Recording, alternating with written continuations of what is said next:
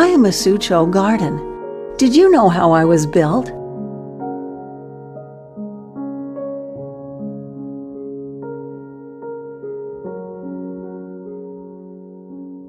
Back then, people built me in order to realize the dream of enjoying mountains and lakes in the city.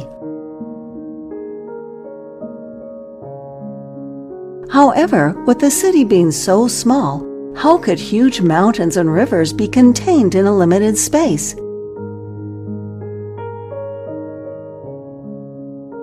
In order to enlarge me, people borrowed scenic spots for me. That's how the Beisi pagoda in the distance was lent to me.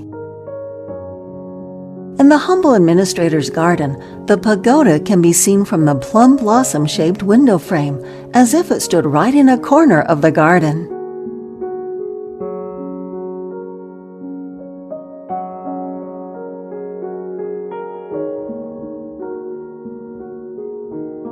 In order to enlarge me, people borrowed natural elements for me. That's how cool breezes and the bright moon were lent to me.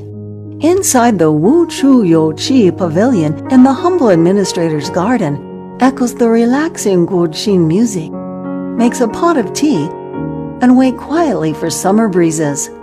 Both the breezes and the moon come from nature, but now they've been lent to me and placed in my home. As Wen Xingming wrote in a poem, "Borrow cool breezes and the bright moon, watch flowing water and tranquil mountains."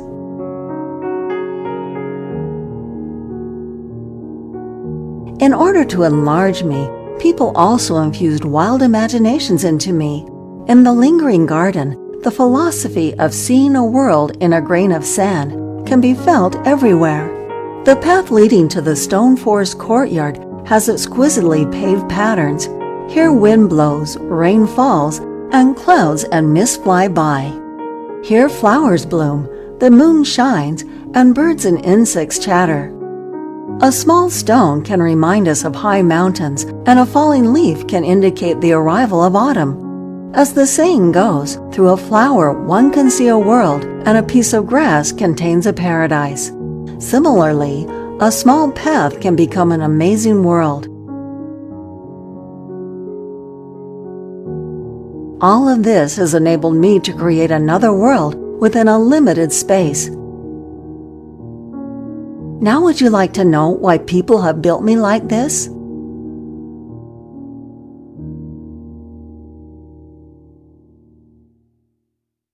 Qué chulada de animal, de quién es y cuánto cuesta por estar mirando al cuacón y atención, puso a la fiesta el Quijote de Don Chuy y espero que no se ofenda, pero dudo que lo venda.